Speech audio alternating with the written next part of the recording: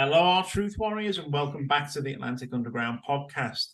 Today's guest has been key in the prediction of financial events. He has a lot of really good people backing him to give him some fantastic information, and this guy's worked it out all on his own. He's already got books in print out there that can tell you exactly what's going on and where we're heading. And today we're going to get into that and talk about where the world is, what we're expecting, and certainly within the financial side of things, what's coming and what we can do to protect ourselves. Welcome back to the Atlantic Underground podcast. Dennis Jantzen, how are you, sir? I'm the luckiest person in the world, Chris. Thank you very much. I enjoy being on your program, and thank you for that kind introduction. That's always good. It's always good. So what's been going on? We've been talking to financial experts, the likes of Greg Manarino, Bill Halter, Gerald Celente. They all seem to be talking similar kind of period of time heading into the collapse. We can see what's going on around us, but you have a different idea of the way this is going to go based on the likes of M2 and the money velocity that you're seeing. What are your predictions of where we are currently and where this is heading? Well, I think the price of gold specifically is going to depreciate in value in terms of U.S. dollars until about the second quarter of 2024. And the reason I say that is the interest rates are going to keep going up. And the real question, I think, is how quick they're going to lower them once they start. So if it's a panic reaction and they go near zero, something big has happened, and that will be the avalanche starting. Yeah. So the other gentleman that you mentioned, who I know all pretty well, follow them, correspond with some of them, I think that they've been early on their timing. And there's a couple things going on. Last week, we just had a federal open market committee meeting for the treasury auctions in the United States. And 40% of the debt was purchased by the issuer. So that's what the definition of debt monetization is. Yeah. So my calculation is by 2026, the debt monetization will be over 90%. And a lot of experts are claiming that above 50%, the confidence starts to shake. Yeah. So if we look at what gives currency value, the US dollar and specifically would be military power and confidence. Yeah. Well, the military is looking shaky, and the confidence is breaking down. So there's definitely going to be a crash, but I think it's going to be from a lower altitude. The last time I was on your program in May, I probably wasn't too popular because I was bearish on the price of silver and gold, and people were talking BRICS and the possibility of a BRICS gold-backed currency. And I said that it's a yawn. It's not going to be anything. Gold is never wrong. And that's so important to understand, because gold would tell us if it's going to be backed. It's not telling us that. And the price of gold has gone down and will continue to go down, unfortunately, for the next 4 months or so, as they raise the interest rates. And they're going to. I mean, they're telling you what they're going to do. And so far, they have not been lying. Yeah. So the interest rates are going up because they have to have attraction to the currency. And that hurts gold because it hurts the negative rates. So you have three factors that affect the price of gold. You have geopolitical. Well, we're as close to World War III as I've ever seen, and gold has not moved. The other two factors are supply and demand. That's usually stable. And then the third factor is real rates. And as the interest rate goes up, the real rate becomes more positive, and that adversely affects gold. So that's what we have going on short term, 4 to 6 months. And then gold will start to move up. I don't expect a big decline in gold. I do see gold probably going to 1730 and silver 20, maybe under 20. Kind of a sideways market. And the market's never wrong. The market knows that eventually the system is going to fail. It's not a question of if it's going to, it's just when. Yeah. And no economist can predict when the confidence breaks, but if there's debt monetization is getting to be so high, it's just ridiculous. I mean, they're buying their own debt. Who can do that? Can you sell yourself something and make a profit? So, No, that's it. And as you say, we've got the central banks basically, and this is probably happening all around the world, not just from obviously the position of the Federal Reserve within the US, but this is happening on a global scale. They're all in the same position in regards to debt and the way things are going on. They're borrowing billions and billions of dollars to send to fight a war in the Ukraine. And this is absolutely crippling the average man on the street, because not only are the sanction causing problems, the interest rates are causing problems, and the more that they keep borrowing money, which I'm sure the politicians are massively encouraged to do so, for whatever purposes, and usually the main purpose, as you said, is war. But as this continues, this just means that the cost of living for people is going to continue to skyrocket, certainly as those inflation rates increase. With just one thing, we take a look at maybe the housing market, and as the interest rates increase, we've got several problems there. We've got the fact that those who already have an existing mortgage or a mortgage that's coming up for renewal are probably going to have payments on the property that they can no longer afford to keep up with. So all of a sudden, we have a lot of repossessions on the market. It means that people can't afford to get onto the ladder to buy property because it becomes too expensive to be able to do that. The knock-on effect for landlord renting means that the cost of renting properties is going through the roof.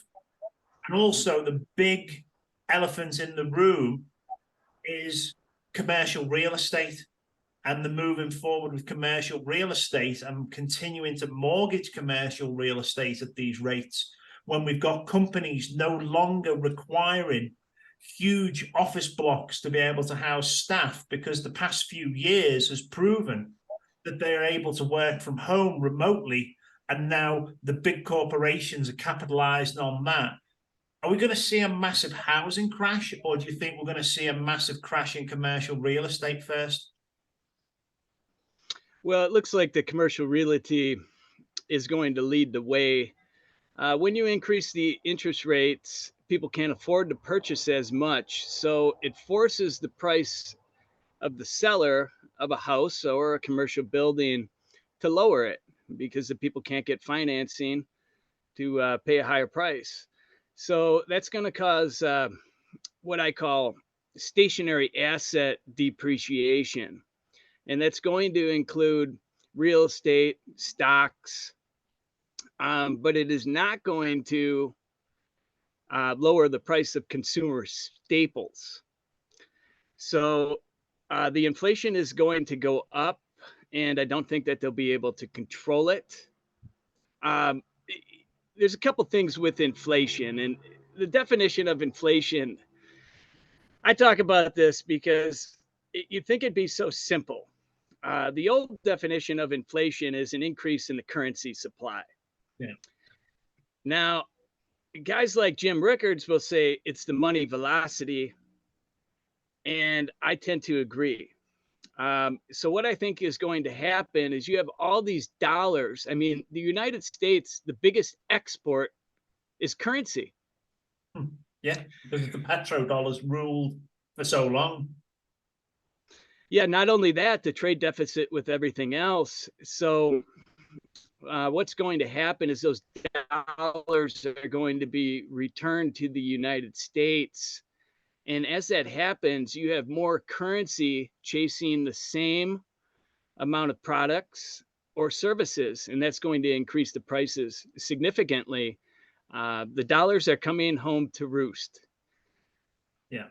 And it looks like we've got countries like China and Russia and many other countries, some of the Arab nations, Saudi Arabia and places like that, who were holding, dollars to a huge amount. And certainly when it comes to the likes of treasury bills and things like that, these, we've seen something around a 40% drop in what they are holding. Now, what can that cause as they decide to dump the dollar and no longer use it? And they are clearly in search of other currencies to back whatever commodities they are selling, usually oil and food and things like that. But at the end of the day, if they're dumping these dollars, what does that cause to the US in regards to the value of the dollar and the strength of the dollar? Well, my definition of inflation is when the currency does not hold the purchasing power that it once held. So, as in your scenario that you just laid out, you're increasing the currency supply. Those dollars have to go somewhere and chase something. Mhm. And they're going to chase, it's going to increase inflation. That's the bottom line. I mean, when you have the currency at an accelerated rate chasing the same or fewer products, if there's logistic concerns, the prices will rise. So as far as the US dollar, the US dollar trades against the basket of currencies. Yeah, So if one's going down, the other's going up. And the cleanest dirty shirt in the basket is the US dollar. How long does that last? I think it fails when the debt monetization gets so high that the confidence finally shatters. yeah, And that's a couple years out. yeah. Now, I've recently been watching and I've, corresponded with you on one thing that I noticed that I'm seeing. Now, I've always been warned that if we see a drop in something like the Dow Jones, but a spike in the 10-year yield on the treasuries, that this is a clear sign of absolute pressure on the debt market. And we're seeing something that is so unusual. This is almost like a market correction that happens, and obviously the 10-year spikes, and we see the Dow drop. But overnight, somebody is pumping, it has to be billions of dollars into the treasury to support this 10-year yield. And the yield curve is dropping down from spiking. Um, have we got one group of people, the central banking system here, pumping their own product back into the market to the extent just to support it? And then obviously they're pumping it into the market, but this is then because they need to see a return on the money that they're putting into that. That's what's creating the increase within the interest rates. Would that be right? Well, normally when you have a stock market sell off, the um, the stock money will flow into bonds. They're considered more of a safe haven and they're paying a pretty good yield. Yeah. Uh, but it's very strange when the stock market goes down. Typically, you have an inverse correlation. That hasn't been the case. I don't know why, if it's yield curve control by the Federal Reserve, it could be. Uh, Look, these guys are not your friends. They're setting the table. There's no incentive for the Federal Reserve Yeah. to eliminate the current system. Yeah. The system's their friend. They're making gold and silver. Uh, they're doing it for their benefit. They're getting wealthy with something that doesn't have any tangibility. It's just created on a keyboard. Yeah. Created out of thin air, which is the whole point of the fractional reserve lending system that we see, not only within the banks, but obviously up as far as the central banks, who are also creating this money to give out to the banking system. It's a huge Ponzi scheme, really, isn't it? Yes, it is. I have nothing to add. It is that clear. It's a Yeah. scam. It's been going on for a long time, and we're going to have to wait a couple more years uh, for the system to finally fail. And I mean, uh, that's a currency failure. And what happens? I watched your interview, and it was excellent with Gerald Salente. And you asked him that question: what happens to all stocks, bonds, ETFs, pension funds when the currency fails? Yeah. And he's correct with his answer, and Bill Holter's correct with his answer. They go to zero in terms of purchasing power because the currency, the stocks, bonds, ETFs, they're only redeemable in currency. So there's no exit there. The exit is Gresham's law, which states bad money drives out good, and that'll be the bad currency chasing out the good money, which is gold. Yeah. And that'll happen. The prices, like I said, they'll start to increase in the spring or so of 2024. It's not going to be skyrocketing, but it's going to be. Yeah. Now, there's something that is obviously a big player in what's going on globally right now. Zimbabwe have already brought in a digital currency for the country.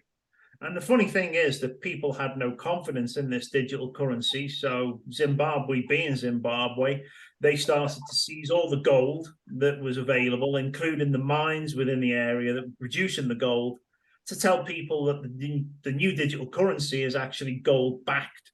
Now, this digital currency is going to be a global rollout, and it's being pushed really hard in every country right now, as we see. And I fear the control that they have with this digital currency. Do you think that they will use a financial collapse of the current system to implement and usher this in as a full-time solution? Or is this something that's going to be running parallel for a while before they pull the plug on cash?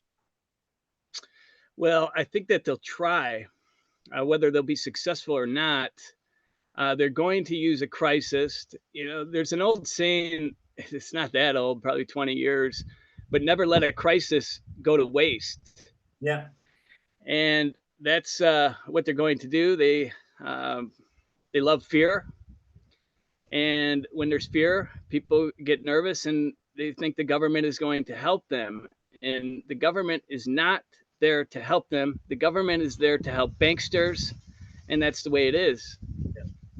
That's it. And with people not having a lot of secure assets in different classes, diversification of asset classes. So I'm talking people holding stocks, I'm talking people holding precious metals, even holding cash, having land or property. Most people still consider the banks a safe place to keep the money. But what concerns me, and always has concerned me, and we've voiced this many times before, and I thought that the alarm bells would start ringing for people at this point, is that in 2013, the governments around the world, and anybody can look this up on the government website, a bail-in system was put into place.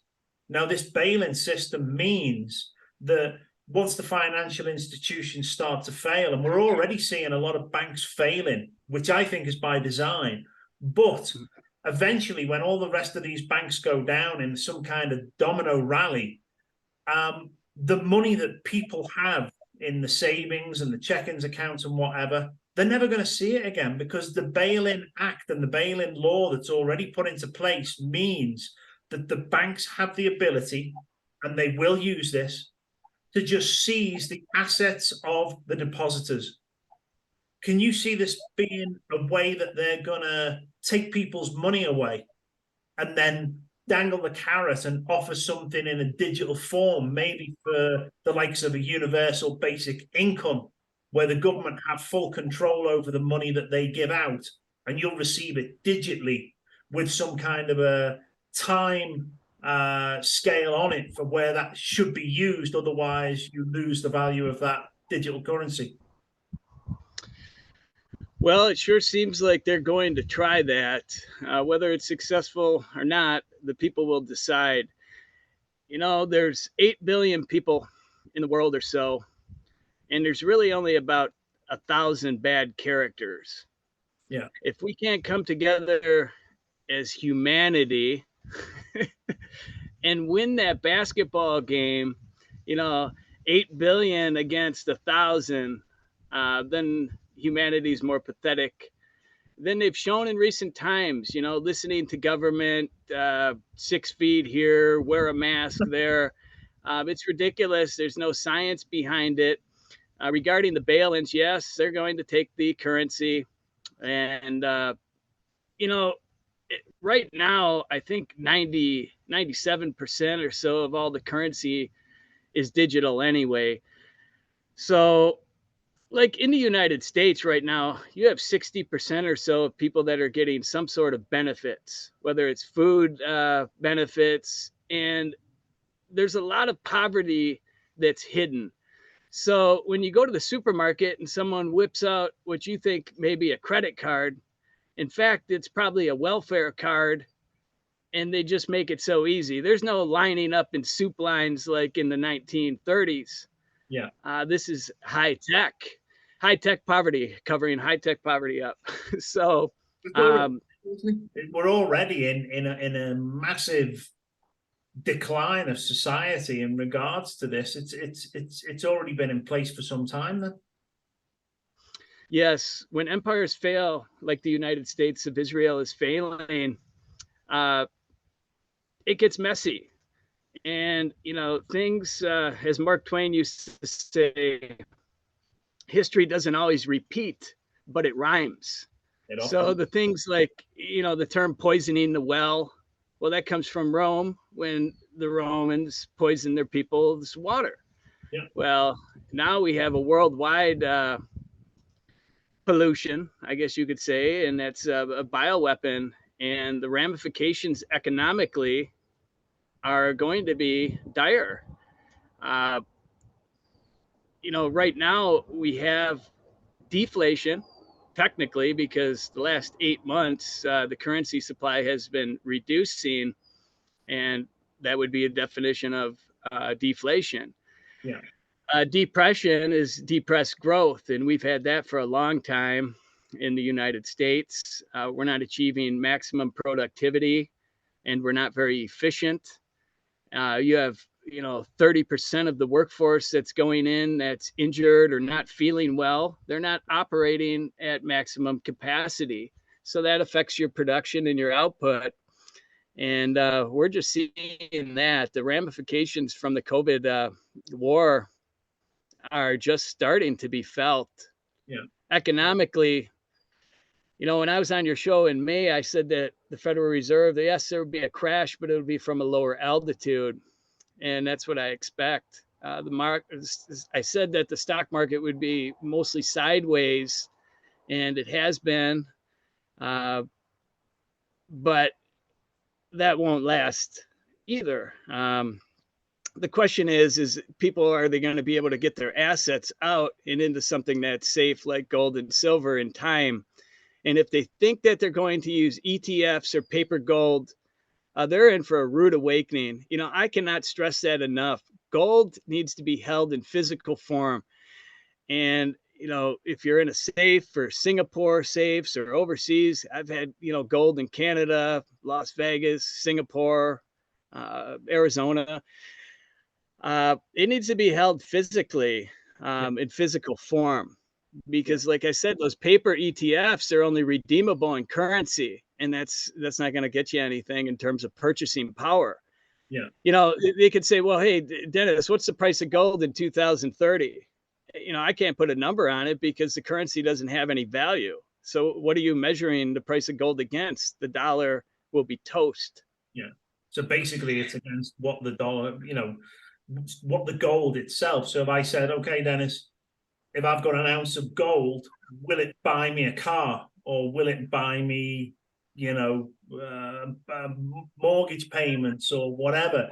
It has to have a value at that point. Now, some people are talking about gold leveling up with the Dow as the Dow drops to 6,000 and silver eventually catching up, possibly on a 15-to-1 ratio. Even if it was 10-to-1, it'd take us to $600 an ounce per silver. If it hits a 15%, we're up to 900, pushing on the 1,000 mark for an ounce of silver. But in reality, this is just a hedge. This is the way to protect yourself by owning gold and silver. If the price of goods and services and everything that's out there also goes through the roof, which is what we're seeing already, it's okay that, silver might go to 1,000 an ounce, but at the end of the day, it might cost you an ounce of silver to do your shopping, like $1,000 to just do your weekly shop because of the cost of goods. So it really, silver will slide with the value of what increases around it. But what it will do, it will protect you and have the ability to still only pay, if you pay $20 for an ounce of silver now, it means that if silver goes to 1,000 and that's what your weekly shopping is going to cost, if you pay $20, now to buy that means that your shopping for that week has only really cost you $20 because that's what you did pay for that silver at that point in time. Yes. One thing I'd like to add that I think is important to that is the fact that you'll still have something that is measurable, because the stocks and bonds, they're not going to have any value. The ETFs, they're not going to have any value. The pensions aren't going to have any value. The Social Security network that they give older folks in the United States, it has no value. The gold and silver will always have value. It's had value for over 5,000 years. That's not going away. So your advantage is you have something and the other people have nothing. Yes. And that could be, tangible assets. That could include land. I own some land. By the way, if anyone's interested in buying it, it's in Wisconsin. It's for sale. It's 5 acres. Good place for a retreat. Yeah, I bought it about 20 years ago, and I wish I wouldn't have. Paying the taxes of $600 for all these years on it. It's a poor investment. It's not liquid. That's what I don't like about real estate. So yeah, I mean, like my assets, if out of 100%, it's probably right now 60% silver, and probably about 15% gold, and then the remainder is property, including my ranch in Mexico where I'm at. Yeah. And that's the way I protect my purchasing power, I guess you could say, or assets, is using physical gold and silver. And when I want some cash, I just sell a couple of ounces of silver or gold, and I'm set. I'm not selling much right now. I'm living pretty cheap here in Mexico. It costs me about $8,000 a year. I'd like to continue building my ranch here, but I don't want to sell silver or gold at these ridiculously cheap prices to invest in my property here. So I'm kind of in standby, waiting for gold to be crowned primary money again, as it should be. Yeah, and sadly though, the thing is, and it's like the LIBOR scandals and things that we've seen time and time again, the big banks that actually set the price of silver and the price of gold, they are still rigging the markets. They are still making sure that gold and silver are cheap. And people must be thinking, well, why would they do that? Well, would you say the main reason they can do that is so their prestige clients and themselves can buy as much of silver and gold as they can in a period of time leading up to something where they know that this will actually have a true value? It's possible. I don't know what these guys are thinking on an individual basis, if they really understand that gold is money.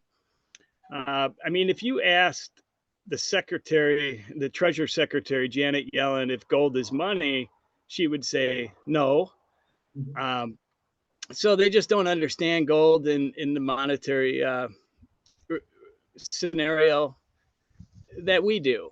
I mean, we are more educated than them on Austrian economics than they are. They are Keynesian economists that believe that they can print their way out of a situation, Yeah. and it's impossible to borrow your way out of debt. So the United States has a debt ratio, I think, of about 130%. Once you get above 90%, it reduces growth. It cannot be paid back. It's impossible.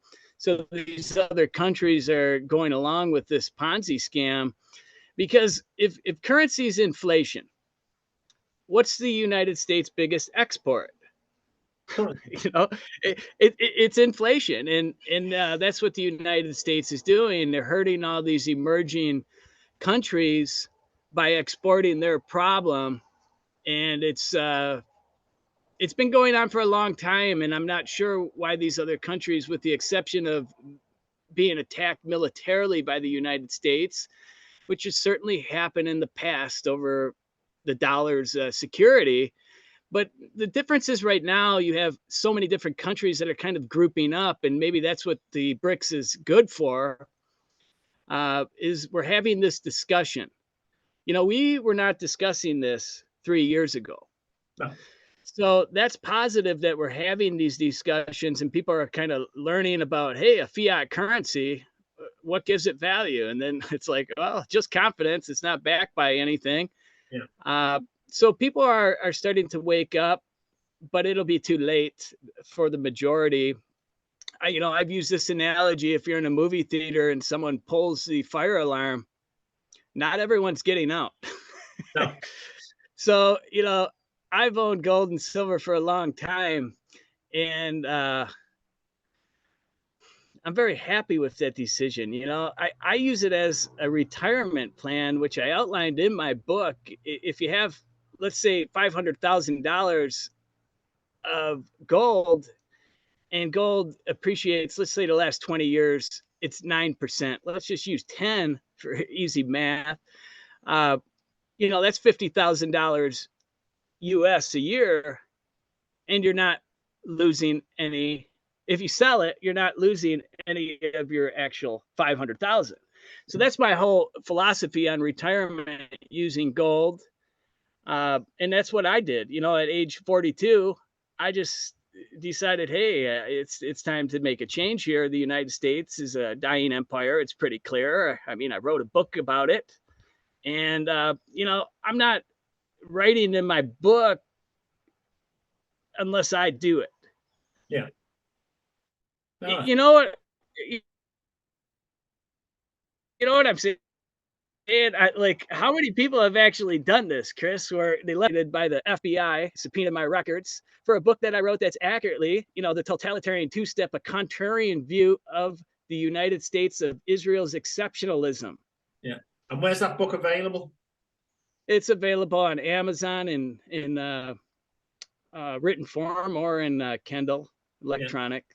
I'll put a link in actually, so people can find the book as well. I'll put a link in. Yeah. I'm not bringing that up to push my book sales. I'm bringing it up because anyone can do it. And in these times, it's so important to get out of the system. 500,000. Okay, Chris, you live in Mexico, 50,000 US, that goes a long ways. Yeah, like I said, I'm living down here, 86-acre ranch, and it cost me less than $8,000 a year. Back in the United States, I always had that noose around my neck for property taxes. My property taxes on my home on Lake Michigan, $6,000 or so. Yeah. So that's why I came to Mexico, and more people should. In my opinion, it's the best country to be in at this particular time. Yeah. And my thing with Mexico is, where we see the whole economy. If a builder comes, if somebody comes to do work, if you're paying a mechanic, if you're paying a restaurant, wherever you go, everybody's using cash. And the one thing that is a common denominator as well is the majority of the population don't even have a bank account. They're just working with cash. So for the huge authorities rolling out the agenda towards a digital currency, it's something that most likely would not work in Mexico. And the people here are so used to surviving. The people here, you know, we've got non-GMO stuff, so you're not getting your food poisoned. We've got people growing crops everywhere. There's plenty of stuff here that people can live and survive on. And there's a survivalist nature of everybody around us.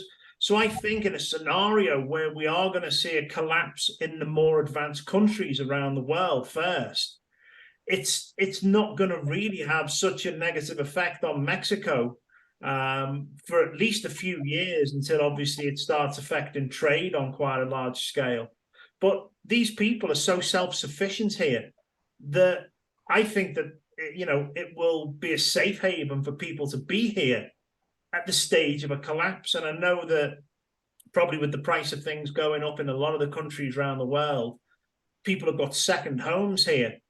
If I had a second home here and I had somewhere in the US or Canada or Europe or UK, I would right now consider selling my property where I live and moving to my second home in Mexico and taking whatever assets and funds you can with you as a security measure. Because when this comes down, I mean, I don't know about you, Dennis, but do you think this is going to be like, maybe it'll show a few telltale signs leading up that most people won't be aware of, and then literally we're going to get up on a Monday morning and people are going to find that they're locked out of the bank accounts and they won't be able to get anything whatsoever?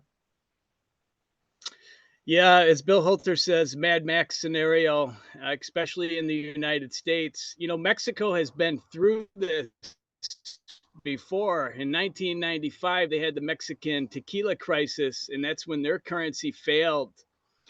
And I've interviewed older people I live in Yaxcabal, Mexico, which is very rural in the Yucatan of Mexico. And a lot of the people from Yaxcabal, the older folks, they worked in the tourist cities like Cancun when they were younger. And in 1995, there was major chaos at the airport and confusion when the currency failed. You take that on the world's reserve currency, it's ugly. But Mexico does use a lot of cash, and Mexico, I think, has a great advantage over the United States because they are the number one producer in the world of silver. And I think they're number 10 or number 12 in gold production. They also have a lot of copper, and they'll be fine. Now, one of the problems is nationalization. If anyone's investing in these miners, they need to be careful because Mexico is known for nationalizing things. And I'll give you some examples: the telecommunication, the oil, the electric, it's nationalized. Yeah. And in my opinion, it works pretty well. Now, I'm not saying that like as a socialistic viewpoint that I would be trying to push. I'm just saying some things in Mexico, it seems like they do pretty well. The United States has old infrastructure, and it's a failing empire. It reminds me kind of like someone was just asking me about what I thought of the UK, and I said, well, it's a couple empires ago. Yeah, it's old, big stagflation. The young people are not, proud of their country. As the United States citizens, they're not proud of their country any longer, and they shouldn't be because it's disgusting and evil. But besides that, the currency being used in Mexico and the cash is something that they should be doing in the United States, paying with cash. That's very important. yeah, Because they're getting you to go into the digital by paying with credit cards and things like that. The next step is obvious. It's the central bank digital currencies. The problem with central bank digital currencies, as I see these other governments, they don't trust each other. And how do you settle trade? You say my digital currency is worth this much compared to yours. How does that work? Currency. And maybe governments work in incremental steps. So maybe it's the central bank digital currency, and then they just say, hey, we're going all to one. yeah. And maybe that's by 2030. But I'm very optimistic about the future of the world. We have 2 to 3 years that are going to be very ugly with the deaths from the COVID poisoning. But after that, we have a lot of smart people, purebloods, that may go with what I've been preaching a lot lately, and that is no government at all. How would that work? Yeah, I mean, if you think, Yeah, I mean, how do you see that working in regards to the infrastructure and everything that needs managing? Do you think things would become more localized? I think you would go back to the barons situation where you had like lumber barons, beer barons, oil barons. They would be wealthy folks and they would control it. Toll roads, things like that, user fees, Yeah, but privatized. And there's a study that was done. If you were to give away 100% of the wealth in 5 years, it would go back to the same people that had it anyway. So my opinion on government is, what does government do that we're happy to pay for? Is it the education system? Because that's scummy. Is it military? I'm tired of these wars. I'm tired of Israel using my brothers and sisters as pawns for their global dynasty. yeah, The transportation system, it's garbage in the United States. Amtrak train goes like 50 miles an hour and they're proud of it. Um, yeah. So, are they good at putting fires out, or yeah, are they good at starting fires? yeah. That's it. Okay. So government's not our friend. And I don't think that I'm extreme. They call me an anarchist. And the word anarchy, it comes from Latin. It means no ruler. The word government comes from Latin, and it means mind control. Yeah, So when we're born, we're not granted freedom by the government. Government shackles us, gives us a taxpayer identity. I don't believe in any countries. I just want people to be free. And I want people don't want to fight. yeah, They don't want to go shoot people over in the sand wars for the military to get education. I mean, the only people that are joining the military are psychotic. yeah, And that's the truth, because they're not fighting for freedom. They're fighting because they want free college tuition. There's no pride or patriotism. That's been lost since the Vietnam conflict. The United States hasn't declared a war since 1942, and that was not World War II. It was against Colombia and a couple other countries. yeah, So, the chicken shit politicians don't even want to take a vote on these wars. They call them conflicts, Operation Desert Storm, things like that. So they don't have to put the war tag on it. But the bottom line is, people are dying and they don't want to go shoot someone that they don't know. yeah. Like if I have a problem with someone and I get so angry and I want to take that person out, that's different. But I don't know anyone over in Iraq or Iran or wherever the United States is going, Russia, that I want to fight. No, They're and, doing it and they don't want because to fight. armchair generals told them to. Yeah, No, they don't. People want to live in harmony. I mean, when the Vietnam negotiations were wrapping up, the big problem was the table was square and the people didn't want to sit next to each other. So they came up with a solution. They got a round table. Okay, that's how childish these leaders are. yeah. No, you're absolutely right. So we're going to wrap this up now. Is there any message that you want to send out to people out there that they should be aware of, and how to navigate the way forward in what seems to be some very stormy waters coming up?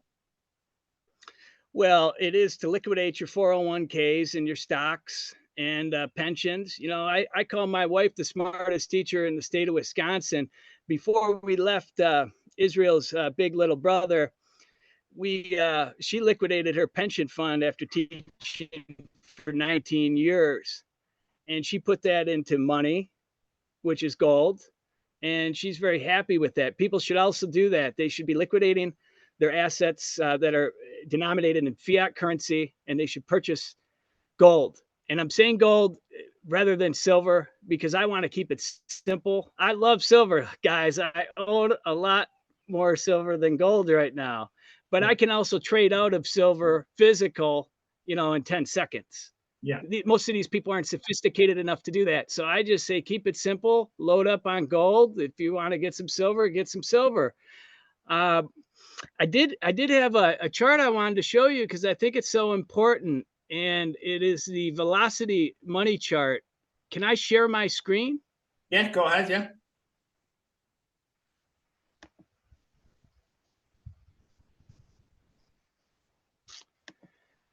Okay. So when I released the totalitarian two-step in June of 2021, the money velocity was still kind of decreasing. But this is an updated chart that you're looking at, and you can see it's going up. So the speed of the currency is increasing, but it's chasing the same amount of products or services. So that's going to push prices up. And regarding inflation, I just wanted to say that there's two types of inflation. There's push inflation, which is controlled by the currency supply, and then there's pull inflation. And pull inflation is psychological. They cannot control that. And what it is I give you a couple economic theories before I leave, which are really the theory of my book and how this goes down. And that's the crack up boom, and which leads to Gresham's law, which I already described. That's bad money drives out good money. But going back to the crack up boom, you're having pull inflation. And what that is, you start thinking, hey, I'm going to buy a refrigerator. I should buy it now because the price is going to go up in a year or so. So you start buying, items. Maybe you're going to remodel your house and you want to buy a tile. Well, buy it now because it's only going to get more expensive. That's the mindset. And what that does is it increases the prices of consumer products more. So the consumers are going to be hurt again. That's here, this chart here is the M2 money supply, so your currency supply, and you can see how it's gone down. So that's deflation. Yeah. So anyway, I guess I'm back with you. Oh, okay.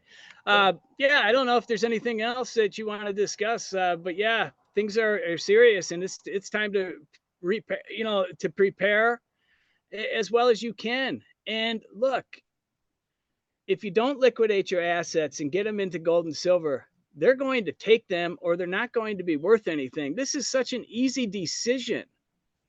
I mean, isn't it, Chris? Yeah, you've got to protect what you've got, and you, as you said, if you don't hold it, you don't own it. Well, that's right. And like you said, bank bail-ins, they're just going to take your currency right out of your account, and it doesn't matter anyway because it's not going to have purchasing power in the future. But that's a couple years out. But for your gold lovers, right now, cash is the place to be. And we could talk again, maybe in a couple months. Yeah. And I could say, hey, it's time to buy because I'm looking to buy too. So when I buy, I'll send you a message and tell you I'm buying. But right now I'm with my storage, I don't touch that, but I'm accumulating cash to be able to purchase silver because I think silver, if you look at silver, let's say silver goes up 1/3% or gold does 1/3% in a day. Silver is going to be up 1%. It's about 3. Yeah. About 2.78 is what I calculated it at. And we're seeing that vice versa. When it goes down about 2.78% more than gold. So it's more volatile, but in the short term, silver will be a better investment once the system breaks, but it won't last long. So, I mean, the silver gains, Rick Rule talks about this, and this is important. I'm going to mention this. 90% of the gains come within, or 10% of the gains come within a very short period of time with silver. Now, one other thing that you had mentioned was the Dow to gold ratio, and I think that's important. This Dow will probably go down to about 6,000, and that gold will be about 6,000. It'll have a 1-to-1 ratio. I think that's happened 3 times in the past. The most current time, or last time, I think was in 1987 or so. But anyway, that should happen too. But don't get fooled, because it's not the time to sell your gold, because the currency is failing. Yeah. And if you go back into the fiat currency, you're just going to get wiped out. So be careful out there. Buy some gold, buy some silver, and consider relocating if you're in the United States, because it's going to be rough, messy. When empires fall, it's not good. And plus the carnage, like I said, from the death projections, 70-80% of the population is going to be wiped out because of the COVID vaccinations or bioweapon. Yeah. So we have some serious issues on the table. Definitely. I think that's a great thing to end. And thank you very much, Dennis, for coming on, and I look forward to speaking to you again soon. Well, thank you, Chris. It's my pleasure. You're a great interviewer, and I always enjoy being on your show. Good day. Cheers, mate. Thanks.